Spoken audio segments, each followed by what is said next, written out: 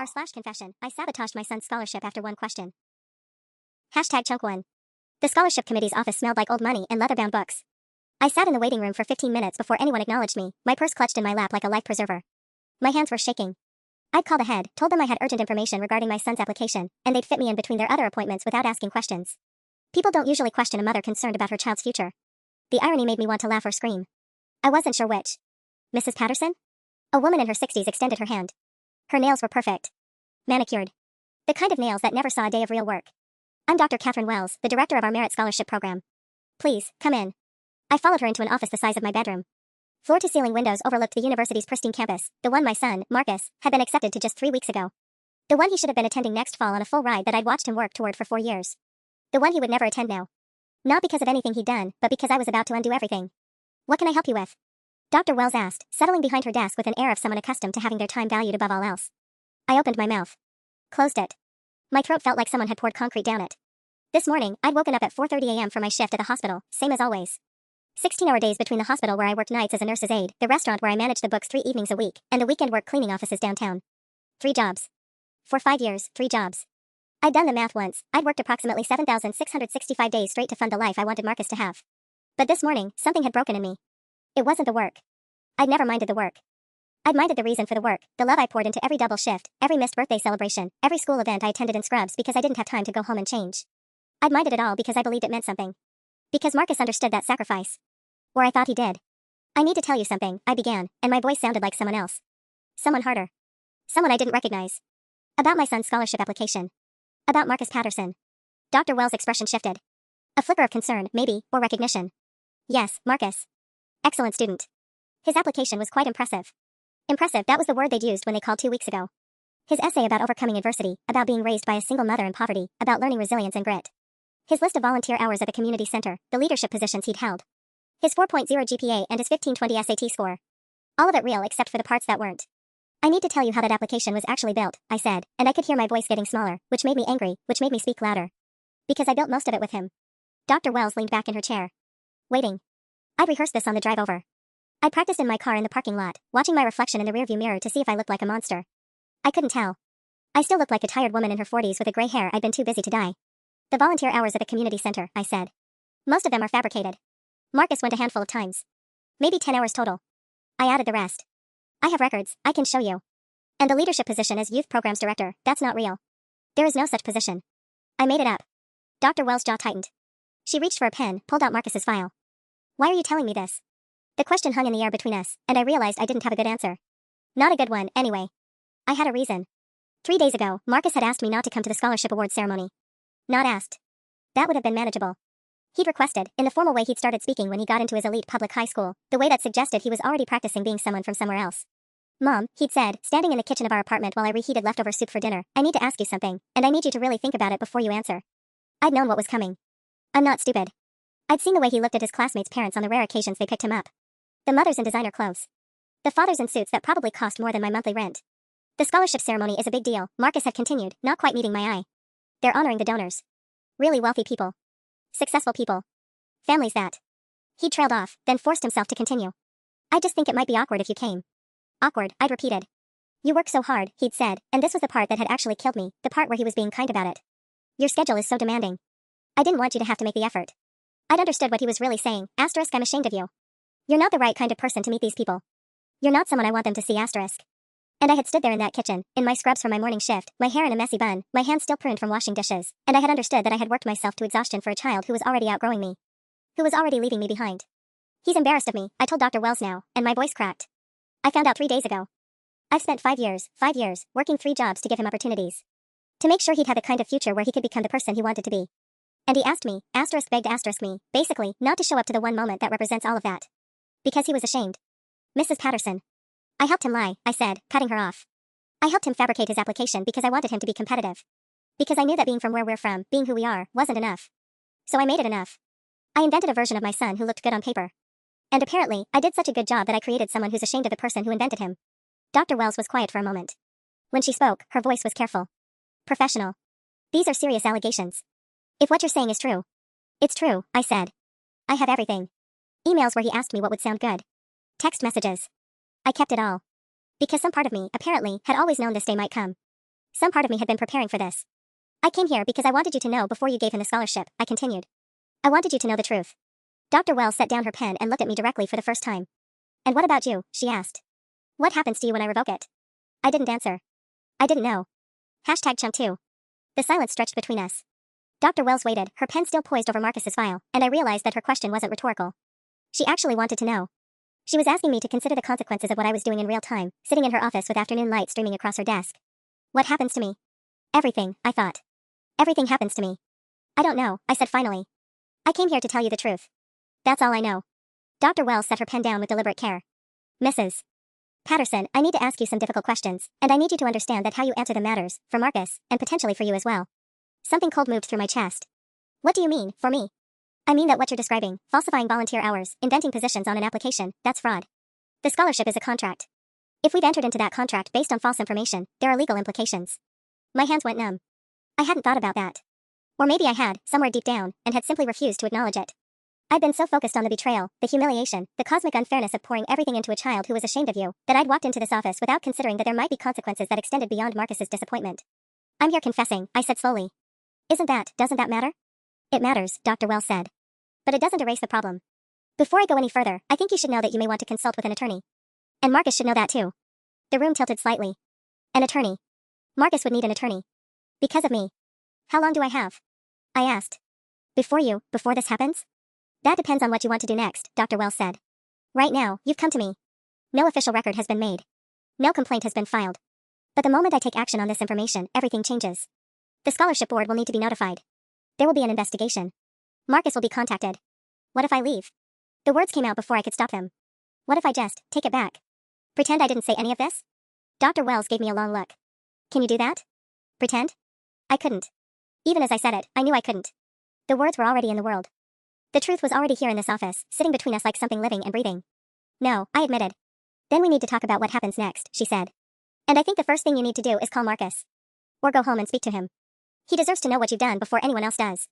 The thought of that conversation made me feel sick. I'd been running on adrenaline and anger for 3 days, since he'd asked me not to come to the ceremony, since the words had left his mouth and I'd understood the cost of everything I'd sacrificed. The anger had felt clean. Purposeful. It had felt like justice. But now, sitting in Dr. Wells' office with the afternoon sun making everything look golden and important, it just felt like destruction. What will happen to him? I asked.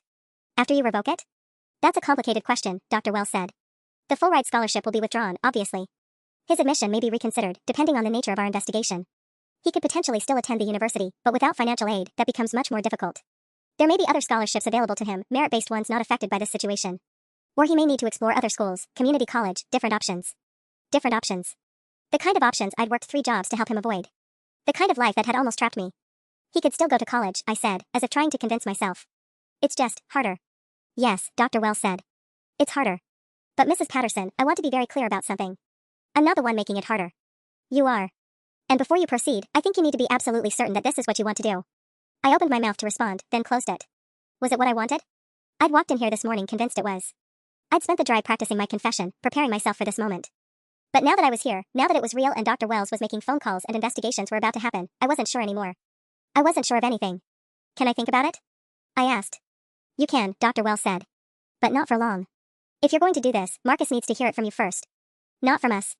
Not in a formal letter or a phone call from the university. He needs to hear it from his mother, and he needs to understand why. That's the only ethical way forward here. Ethical. The word landed like a punch. How much time do I have?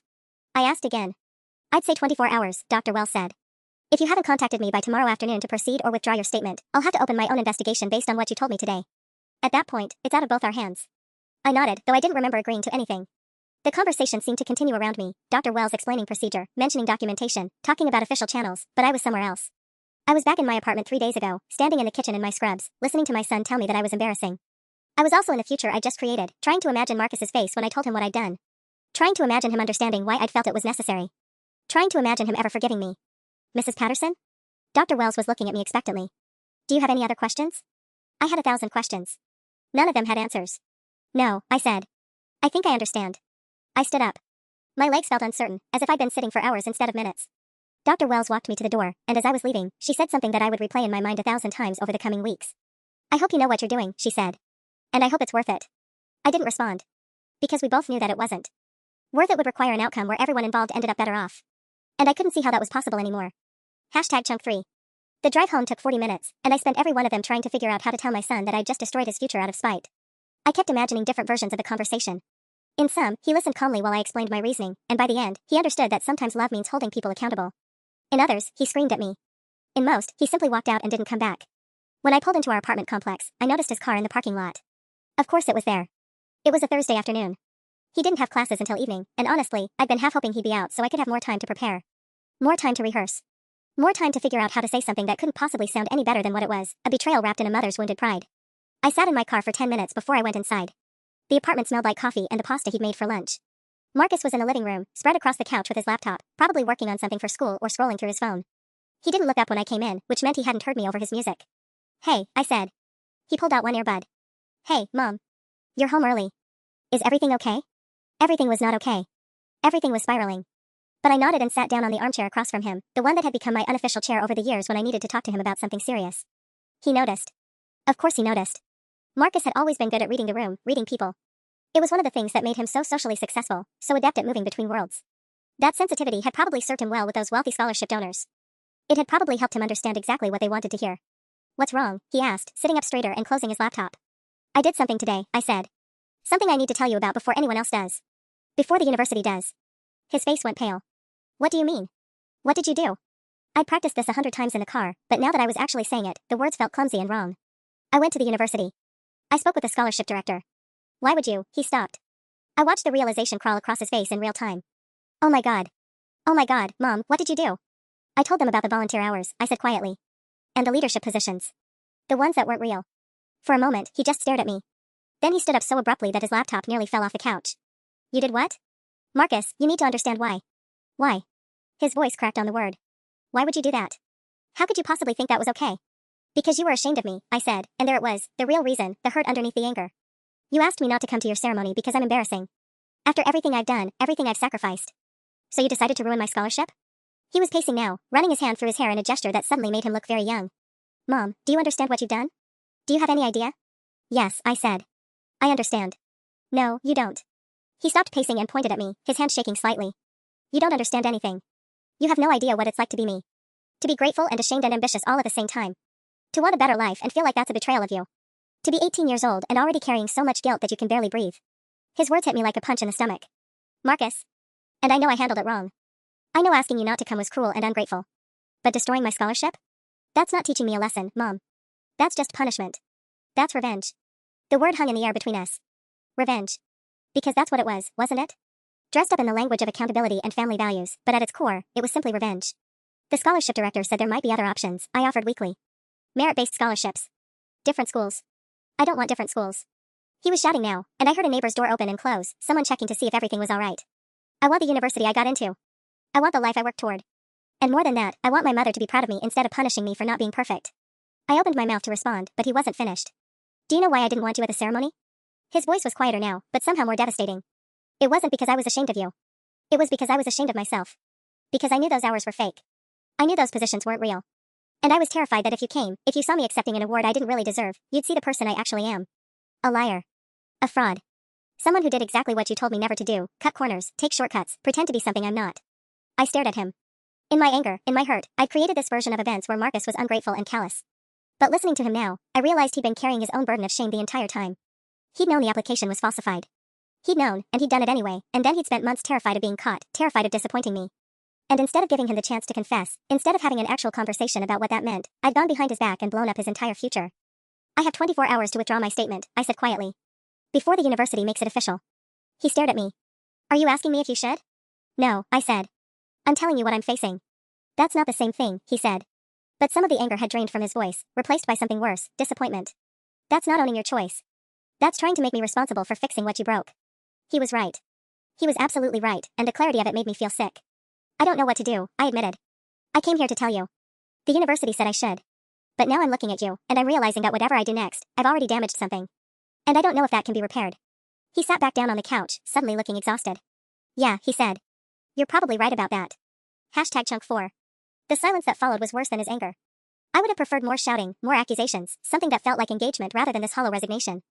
He sat on the couch with his laptop closed, his phone face down on the cushion beside him, staring at nothing in particular. The afternoon light coming through our apartment window had shifted, stretching across the carpet in that particular way that made everything look a little more worn, a little more tired. I needed to say something, but every word felt dangerous. An apology wasn't enough. An explanation wasn't an excuse. I was trapped in that awful space between needing to be heard and knowing that nothing I said could possibly matter right now. What happens if you withdraw the statement? Marcus asked eventually. His voice was flat, clinical, like he was asking about someone else's problem. The scholarship committee will reopen the investigation based on new information, I said. They'll verify the hours with the organizations. They'll contact your references. But if I withdraw it within the time frame they gave me, they're willing to consider, well, I don't know what they'll consider. They didn't make any promises. And if you don't withdraw it? Then they process it officially. Your scholarship is gone. They'll notify the university by tomorrow. He nodded slowly, still not looking at me. Have you talked to anyone about this? Besides the scholarship committee? The question caught me off guard. No. Why? Because if you withdraw the statement now, they might not be the only ones who know. Did you sign anything? Did they send you paperwork? Are there emails? I thought back to my conversation with the scholarship director, the way she pulled up Marcus's file on her computer, the formal tone she'd taken when explaining the process. There's an email thread, I said. They sent me a confirmation of my disclosure. Then other people know, Marcus said. He finally looked at me, and his expression was harder to read than the anger had been. Which means even if you try to bury this, even if you withdraw your statement, people at the committee might already be whispering about it. And if they're whispering, it won't take long before someone asks questions. Before someone tells someone else, and it becomes a story instead of a discrete piece of information. He was right. Of course he was right. I'd been so focused on the immediate aftermath, on telling Marcus what I'd done, that I hadn't thought through the ripple effects. The university ecosystem was small. Committee members talked to administrators who talked to other scholarship directors. A scandal involving a full-ride recipient would absolutely circulate, would become part of the institutional gossip. So what are you saying? I asked. That I've already damaged this beyond repair? I'm saying, Marcus said carefully, that this is going to come out either way. And if it comes out with you trying to cover it up, it's going to look worse for both of us. It's going to look like we're both liars instead of just. He trailed off, unable to finish the sentence. Instead of just you, I finished for him. I was going to say instead of just me trying to get ahead in a system that wasn't designed for people like us, he said quietly. But yeah. That too, I guess. I wanted to defend myself, to explain that I wasn't trying to protect my own reputation, that everything I'd done was in reaction to his cruelty. But I was beginning to realize that my motivations might not be as pure as I'd convinced myself they were. There was definitely anger in my decision. There was definitely hurt. But there was also something else, a need to punish him, yes, but also a need to make sure he understood exactly how much his words had cost. And that was a different kind of selfishness than what I was accusing him of. I talked to your father, Marcus said suddenly. Before the ceremony. Just once, on the phone. The statement hit me sideways. Marcus's father and I had split when Marcus was 3. He paid child support sporadically and saw Marcus maybe twice a year. Marcus had never been particularly close to him, and I'd never encouraged the relationship. It felt like a betrayal of its own, though I recognized the irony given what I'd just done. What? I said. When? 2 weeks ago. He called to ask if I was coming to visit that summer, and I told him about the scholarship instead. I told him about the ceremony, and about how I wasn't sure if I should invite you because... He stopped. Because I was nervous. Because I thought you'd be disappointed in me if you knew about the application being exaggerated. And what did he say? He told me not to worry about it. He said that everyone cuts corners to get ahead, and that the only difference between people who succeed and people who don't is that successful people don't feel guilty about it. Marcus's voice was bitter. He told me not to let you guilt me into thinking I'd done something wrong by being ambitious. Oh God. Of course that's what his father would say. Of course Marcus would reach out to him in his anxiety and get exactly the wrong advice from exactly the wrong person. You didn't believe him, I said. It wasn't a question. No, Marcus admitted. I didn't. Which is probably why I was so defensive about the ceremony. Why I hurt you. I was already feeling like a fraud, and I couldn't face you looking at me like you believed in me when I didn't believe in myself. I moved from the armchair to the couch, sitting on the opposite end from him, giving him space. I'm calling the committee back tomorrow, I said. I'm going to tell them I was wrong to disclose this information. That it came from a place of personal conflict and not out of a genuine concern about the integrity of the scholarship process. That's not true, Marcus said. No, I agreed. It's not. But it's the story that lets you have some kind of future. And I can't. I can't keep moving forward with this if I don't at least try to fix it. Even though you meant what you said? His voice was small. Even though you still think I deserve to lose the scholarship? I don't know what I think, I said honestly. I think I'm angry. I think I'm hurt. I think we both made mistakes, and I think mine might have been bigger than yours, and I think that matters even though it also doesn't change what you did or said to me. I think we need to figure out what comes next, and I don't think I can do that if I don't at least try to undo this particular piece. Marcus didn't respond, but I watched him pick up his phone and set it back down again, a small gesture of something, uncertainty, maybe. Or resignation. Or the first tiny crack in the wall between us. #Chunk5. The next morning, I called the scholarship committee at 8:47 a.m., right after Marcus left for his shift at the campus bookstore. I'd rehearsed the conversation about 15 times the night before, lying awake and staring at the ceiling while Marcus slept in the next room, or pretended to sleep. I couldn't tell anymore. We'd stopped being able to read each other's silences. The scholarship director, Ms. Chen, picked up on the third ring. She sounded busy, like she was multitasking, and I immediately felt like I was interrupting something important. Ms. Patterson, yes, I was actually going to reach out to you today, she said before I could launch into my carefully prepared statement. We've had a situation develop with your disclosure. My stomach dropped. What kind of situation? Well, as I'm sure you're aware, we do take allegations like this very seriously. Yesterday, after our conversation, I had to file an incident report with our director and copy the university's admissions office just to maintain proper protocol. This morning, I received a call from the dean of students asking for details about the case.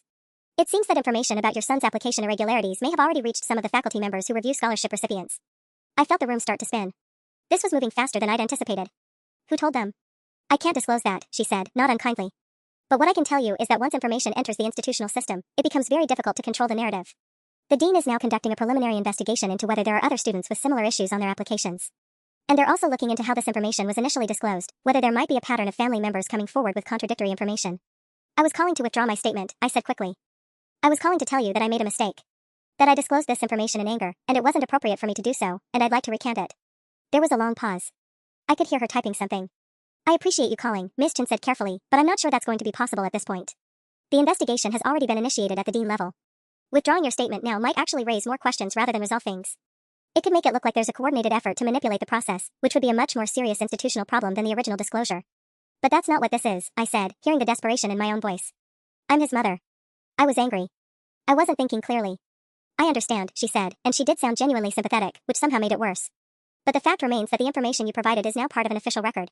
Retracting it doesn't erase that it exists or that it's being investigated. In some ways, it might complicate things further. After we hung up, I sat at the kitchen table for 20 minutes without moving. The coffee I'd made was getting cold in its mug. Through the thin apartment walls, I could hear our neighbor's television, some morning talk show with canned laughter. The normalcy of it felt obscene. I texted Marcus, *need to talk when you get home. It's complicated, *. His response came back 2 minutes later, how complicated? Very. I didn't hear from him again until he got home that afternoon. He looked exhausted, like he'd been holding his breath all day, and when I told him what Ms. Chen had said, I watched his face go through a series of expressions, panic, resignation, something that might have been fury. So you can't even fix this, he said flatly. You made the call to destroy my future, and now it's just done. It's in the system. It's institutional. I'm sorry, I tried. You didn't try before you called them, he said. You tried after. You tried once you realized what you'd actually done, which is not the same thing as trying to prevent it. He dropped his bag on the floor and moved to the kitchen, opening the refrigerator without actually looking inside. Did you think about what would happen? Did you consider for even 1 second that this wouldn't just affect me and the scholarship? Of course I thought about it. No, you didn't. You thought about punishment. You thought about how to hurt me the way I hurt you. You didn't think about the consequences because you were too busy feeling justified. He was right. I'd known he was right yesterday, and I was right today, and I hated it. I hated that the clarity of my anger had blinded me to anything beyond the immediate satisfaction of retaliation.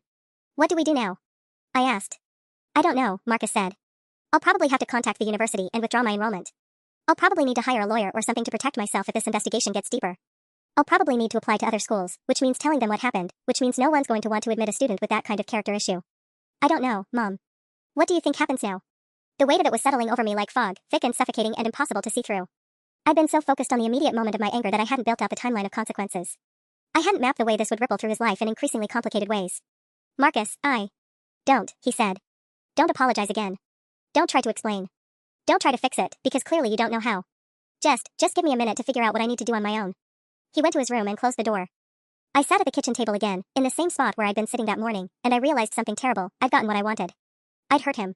I'd made him feel the way he'd made me feel, desperate and ashamed and trapped. And it had changed absolutely nothing except to make everything worse for both of us. The scholarship was still gone. The future I'd spent 16 years building was still in ruins. But now there was no possibility of redemption through the traditional path. There was no way to undo this that didn't look like collusion or manipulation. There was only the wreckage, expanding outward, touching more people and creating more problems with every passing hour. And the worst part was that I'd done it so deliberately, so intentionally, knowing exactly what I was doing and choosing to do it anyway. I'd made sure my son would never forget the day his mother destroyed his future. I'd certainly succeeded at that. #Chunk6. The silence in our apartment over the next 3 days was the kind that had weight to it. Marcus moved through our small space like a ghost, making minimal noise, eating his meals in his room, showering at odd hours when he knew I'd be asleep or working. I'd taken the night shift at the hospital to give him space, and the irony of that wasn't lost on me. I was working 3 jobs so he could avoid me in the home I was paying for. On the 4th day, he told me he was going to the university to talk to someone in the dean's office. I'm going to come clean, he said, standing in the kitchen doorway with his keys in his hand. I'm going to tell them exactly what happened. That you helped me fabricate the volunteer hours. That this was something we did together, not something I did alone. I felt my throat constrict. Marcus, you don't have to do that. Yeah, I actually do, he said. Because right now, the only person they know lied is you. The only story they have is that my mother called them out of spite. And that's not the whole truth, is it? The whole truth is that I asked you to help me, and you did, and I benefited from it, and I was ashamed enough of you that I was willing to take that benefit and then pretend you didn't exist. He left before I could respond. I spent the 8 hours until he came back home in a state of fragmented anxiety. I tried to work, I had a shift at the diner that afternoon, but I couldn't focus. I made mistakes with orders, spilled an entire pot of coffee on myself, and finally just told my manager I needed to leave early. She didn't argue. She'd worked with me long enough to know that when I said I needed to go, it meant something was genuinely wrong. When Marcus came home, I was sitting at the kitchen table again. I was always at the kitchen table now, waiting. Waiting for the next piece of bad news, the next consequence, the next moment where my actions would ripple outward and create some new disaster. The dean wants to meet with both of us, he said without preamble. Tomorrow at 2 p.m. I told her what I did, and she said it would be more productive if we both came in together to discuss what happened and what the next steps are going to be. What did she say? When you told her? She was, I don't know. Professional. Not angry. Not particularly sympathetic either. Just kind of matter of fact about the whole thing. Like she's seen this before. She said that the investigation was going to happen anyway, and that coming forward voluntarily with a full story would look better than trying to defend a partial narrative. I nodded slowly. So that's good? That's better than waiting to see what they find on their own? I guess, Marcus said. I don't know, Mom. Nothing about this is good. It's just varying degrees of bad at this point. He was right. The next day, I called out of all 3 jobs. I couldn't explain it to my managers. How do you tell someone you need time off because you destroyed your son's future and now you have to face institutional consequences for it? I just said there was a family emergency and hoped they wouldn't ask for details. The dean's office was in a building I'd never been to before, all glass and chrome and the kind of modern architecture that made me feel immediately out of place. Marcus had changed into khakis and a button-down shirt, the kind of clothes he wore to impress people. I was wearing jeans and a sweater I'd owned for 5 years. The disparity felt symbolic. Dean Patricia Hoffman was a woman in her 60s with sharp eyes and the kind of posture that suggested she'd spent her entire life in positions of authority. She gestured for us to sit across from her desk, and I noticed immediately that there was a file between us, a thick folder that presumably contained all the documentation of our sins. Thank you both for coming in, she began. I wanted to have this conversation face to face because I think there are some nuances to this situation that are important to discuss in person rather than through official channels. She opened the file and pulled out several pages, printouts of Marcus's application, I realized. The original scholarship application that had gotten him the award in the first place. I want to be clear about what we're looking at here, she said. We have evidence that several components of Mr. Patterson's application were not entirely accurate. We have your mother's disclosure of this fact. And we have your own recent admission that you were aware of and participated in the misrepresentation of your qualifications. Is that correct? Marcus nodded. I couldn't seem to make my voice work. The university takes violations of our integrity standards very seriously, Dean Hoffman continued. However, I also want to note that we're not dealing with a situation where a student acted in deliberate bad faith without institutional responsibility. Your mother's involvement in this process is relevant because it suggests a family dynamic around these fabrications rather than individual academic dishonesty born of malice. What does that mean? I asked, my voice coming out smaller than I intended. It means, she said, that we have some options to consider. The first is the most straightforward. The scholarship is revoked, the student is dismissed from the program, and a note is placed in his academic file indicating the reason for dismissal. This would likely result in his inability to gain admission to other universities, as you noted, Mr. Patterson. The room seemed to tilt slightly. The second option, she continued, is that we place him on academic probation for the remainder of his enrollment. He would be required to maintain a 3.5 GPA. He would be required to complete 20 hours of community service. And he would be required to take a course on academic integrity and professional ethics. Additionally, the scholarship would be reduced by 50% for the remainder of his program. That's... Marcus started, then stopped. That's still really generous, given. The third option, Dean Hoffman said, is dismissal. Full stop. No probation. No reduced scholarship. You're done. And honestly, given the nature of the violation and the active participation in the deception, that's what our standard protocol would suggest. She leaned back in her chair and looked between us. The reason I'm offering options is not because I think this is acceptable behavior. It's because I've reviewed the circumstances surrounding this situation, and I'm trying to determine what would actually serve the purpose of institutional accountability while also being fair to the complexity of human decision-making. What do you mean? I asked. I mean that I received a separate communication from someone on our campus, she said carefully. Someone who is concerned about the circumstances under which these fabrications were disclosed. Someone who has suggested that there may be some relational dynamics at play that go beyond simple academic dishonesty. Marcus and I exchanged a look.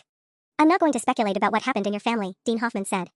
But I am going to tell you that the manner in which this disclosure was made, the timing, the circumstances, suggests to me that this may be as much about interpersonal conflict as it is about the scholarship itself. That doesn't excuse the fabrications. But it does inform how we handle the consequence. She closed the file. I'm going to give you both a week to decide which option you want to pursue. But I will say this, if you choose option 2, probation, then I'm going to require that you both participate in family counseling through our Student Services Center. Not as punishment, but as a condition of continued enrollment. Do I make myself clear? We both nodded. As we were leaving, Dean Hoffman called Marcus back for just a moment.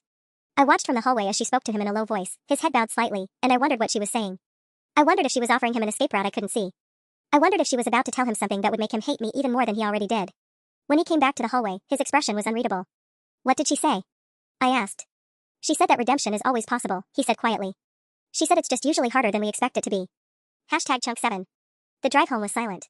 Marcus stared out the window at the passing traffic, and I kept both hands on the wheel, hyper-aware of every other car on the road. I felt like I was driving in slow motion, like everyone else was moving at normal speed while I existed in some kind of temporal lag where consequences took longer to materialize but hit harder when they did. When we got back to the apartment, Marcus went straight to his room and closed the door. Not locked, he never locked it, but closed in a way that felt final. I stood in the kitchen and tried to remember how to breathe normally. The dean's words kept replaying, redemption is always possible. But what did that even mean? Redemption for whom? For Marcus, for his fabrications? For me, for my sabotage? Or was it some kind of subtle rebuke that we both needed redemption and neither of us knew how to find it? I called my diner manager and asked if I could pick up a dinner shift. She hesitated. I'd just left early yesterday in what was probably a concerning state, but she didn't push back. You sure you're okay? She asked. I said I was fine. I lied. I've gotten very good at lying lately. The diner was its usual Friday night chaos. Families celebrating the end of the work week, couples on dates, older people eating early dinners and nursing coffee refills while reading newspapers. I moved through it all on autopilot, taking orders, delivering plates, wiping tables. The normalcy of it was almost unbearable. All these people with their simple problems, overcooked eggs, slow service, a lukewarm cup of coffee. None of them were trying to figure out how to rebuild a relationship they'd intentionally destroyed. Around 8 o'clock, my phone buzzed with a text from Marcus, *, I'm going to Alex's house. Probably staying over. Don't wait up, *. I stared at those words for a long time. Alex was one of his friends from high school, someone I'd met a handful of times at the house. A nice kid, as far as I could tell. The fact that Marcus was telling me where he'd be at all seemed like progress, even if the actual going away felt like rejection. Okay, I texted back. Be safe. He didn't respond. I worked until closing, which meant I didn't get home until after midnight. The apartment was dark and exactly the way we'd left it. I thought about going into Marcus's room to check on him, but of course he wasn't there, and I didn't trust myself to sit in that space alone with nothing but my own regrets. Instead, I sat at the kitchen table, again, always the kitchen table, and pulled out my laptop. I don't know what I was looking for, exactly. Maybe I was trying to find some roadmap for how to navigate this. Some parenting blog or forum where someone else had destroyed their child's future and managed to come back from it. What I found instead was worse. I was scrolling through Marcus's social media, something I rarely did, something that felt like crossing a line but which I couldn't seem to stop myself from doing, when I saw a post that had gone up about an hour ago. It was from his friend Alex's account, a photo of Marcus at what looked like a party. Nothing explicitly incriminating, he was holding a soda bottle, not anything illegal, but the caption made my stomach drop, * when life gives you lemons, you throw a celebration anyway. At Marcus_Patterson *. The comments were filling up fast. People I didn't recognize, people from his school, people I assumed were college friends. They were all saying variations of the same thing, proud of you, that's the spirit, you've got this, real ones stick together. They didn't know. They didn't know what he'd actually done. They didn't know what I'd done. But they also didn't seem to care that his scholarship was in question. They were just there for him. Supporting him. And I realized with a creeping sense of something like shame that Marcus had a whole social infrastructure I barely knew anything about. I closed the laptop and sat in the dark. The thing about having 3 jobs is that you're usually tired enough not to think about things too deeply. But that night, I had nowhere to go, and no amount of exhaustion could quiet my mind. I thought about what the dean had said about relational dynamics and interpersonal conflict. I thought about how I'd made a decision in rage and grief and had expected it to feel justified afterward, and instead it just felt like I'd lit a fire and was now watching it burn everything down.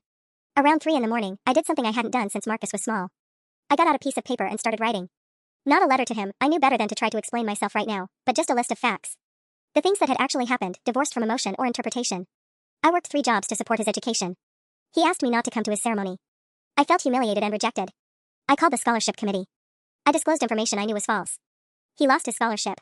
Now we are trying to figure out if this is salvageable. The list looked bare and terrible. There was nothing in it that justified what I'd done, no matter how I rearranged the order or tried to massage the language. At some point, I fell asleep at the kitchen table with my head on my arms. I woke up at 6 a.m. to my phone ringing. For a disorienting moment, I thought it was the dean calling with new information, some twist I hadn't anticipated. But it was my manager at the hospital, asking if I could work a double shift because someone had called out. I said yes. I always say yes. By the time Marcus came home on Saturday evening, casually, like he'd just been out for a regular afternoon, not stayed at a friend's house overnight, I'd been awake for nearly 24 hours. I was reaching that point of exhaustion where nothing felt quite real, where I was watching myself move through space like I was outside of my own body. Hey, he said, setting his backpack down by the door. Hey, I replied. Did you get any sleep? Not really. He nodded like he understood something. Maybe he did. Maybe he was having his own version of insomnia, his own dark night of the soul while I was having mine. We have a week to decide, he said quietly. About what option we want to pick. I know. I think we should go with the second one, he said. With the probation. And the counseling. I looked at him. Are you sure? No, he said. But I'm tired of everything being this broken. Aren't you? I was. God, I was. #Chunk8. The university's probation office was exactly what I expected, beige walls, uncomfortable chairs, a wooden desk that had probably been there since the 90s. The counselor's name was Dr. Patricia Wong, and she had the kind of face that made you want to tell her things, not because she was particularly warm, but because she seemed genuinely uninterested in judging you for whatever you said. Marcus and I sat side by side but not touching, the way we'd been existing for the past week. The decision to pursue probation rather than a full appeal had been made quietly on Saturday evening. Neither of us had articulated it as forgiveness, we were still too raw for that, but it felt like a mutual agreement that some kind of path forward was possible. So, Dr. Wong said, opening a folder with both our names on it. Let me explain what the next 6 months looks like. She walked us through the structure, mandatory weekly sessions for Marcus to address academic integrity and decision-making, monthly family sessions for both of us, regular check-ins with his academic advisor, a community service component focused on mentoring younger students about ethical choices. The scholarship would be reinstated contingent on his successful completion of the program, but there was no guarantee. It would be earned, not given. The probation period is designed to be restorative rather than purely punitive, Dr. Wong explained. Which means everyone involved needs to be willing to actually do the work of restoration. That includes you, Miss Patterson. What does that look like for me? I asked. It looks like being honest about why you did what you did. It looks like recognizing that sabotaging your son's future, regardless of your justification, was a choice you made in pain, but a choice nonetheless. And it looks like finding a way to live with that choice rather than letting it consume you or define your relationship going forward. I felt Marcus tense slightly beside me, but he didn't pull away. It's not about blame, Dr. Wong continued. It's about accountability. Both of you acted out of hurt. Both of you made decisions you probably wouldn't make if you could go back. The question now is whether you're both willing to sit with that discomfort and figure out how to rebuild. The first family session was the hardest. Dr. Wong asked us to each articulate what we'd felt in the moments before our respective actions. Marcus went first. His voice was quiet, but steady. He talked about the anxiety of being the first in our family to go to a prestigious university. He talked about feeling like an imposter among the wealthy kids, about the shame he felt about me working 3 jobs, about the way my presence at the ceremony would make visible everything he was trying to escape. He cried when he said that last part, and the shame on his face was so genuine that it broke something in me. I wasn't ashamed of you, he said. I was ashamed of myself for being ashamed of you. And I was too much of a coward to just say that. Then it was my turn. I told him about the years of overtime shifts, about missing school plays and parent-teacher conferences, about the way I'd reorganized my entire life around his potential. I told him about the moment he asked me not to come to the ceremony, about how it felt like a knife in the chest, like all that sacrifice had been reduced to an embarrassment he wanted to hide. I told him that I'd called the scholarship committee in a moment of rage and grief, and that I knew it was wrong even as I was doing it, but I did it anyway because I wanted him to hurt the way I was hurting. I think I wanted to prove that I mattered, I said. That my sacrifices mattered. And instead, I just proved that I was willing to destroy you to make myself feel less small. The room was very quiet. But I need you to know something, I continued. I would do it again. Dr. Wong's eyebrows raised slightly, but she didn't interrupt. Not because it was right, I said. But because it's where I was. That was the truth of who I was in that moment, someone desperate enough to blow everything up rather than accept being invisible. I can't apologize for that and mean it, because it would be a lie. What I can do is acknowledge it, and try to be different now. Marcus was crying quietly. I don't know how to fix this, he said. You don't have to fix it, Dr. Wong said gently. Fixing implies it can go back to how it was. That's not possible, and probably not even desirable. What you're doing is building something new. Something that acknowledges what happened but isn't defined by it. Over the next 6 months, something unexpected happened. We didn't suddenly become close again. There were awkward dinners and forced conversations. There were moments when I could see him calculating whether to tell me something, deciding it was safer not to. There were moments when I caught myself being defensive, when I wanted to remind him of everything I'd sacrificed. But there were also small moments that accumulated into something real. He started telling me about his classes, not because I asked, but because he wanted to. I told him about my life, not the suffering narrative that had defined our relationship, but the actual texture of it. I made friends at the diner, people I'd been too exhausted to really connect with before. I took a community college course in the evenings, something I'd always wanted to do. Not to prove anything to Marcus, but for myself. And Marcus worked. He did the counseling. He volunteered at a youth center, mentoring high school students about college applications, honestly, transparently, in a way that included the parts of his story he wasn't proud of. The day his probation was officially completed, we went to dinner, not a special occasion, just a Tuesday night at a small Italian place near the apartment. We ordered our usual things. We talked about his classes, my work, the woman at the diner who always ordered the same meal and whose daughter had just been accepted to veterinary school. I want to thank you, Marcus said quietly. For being willing to do this work. I want to thank you, I replied. For not giving up on us. He reached across the table and took my hand. We sat like that for a moment, not fixed, not perfect, but connected. Real. I'm still not entirely sure what we are now, he said. Neither am I admitted. But I think we're figuring it out. He squeezed my hand. Yeah. I think we are too.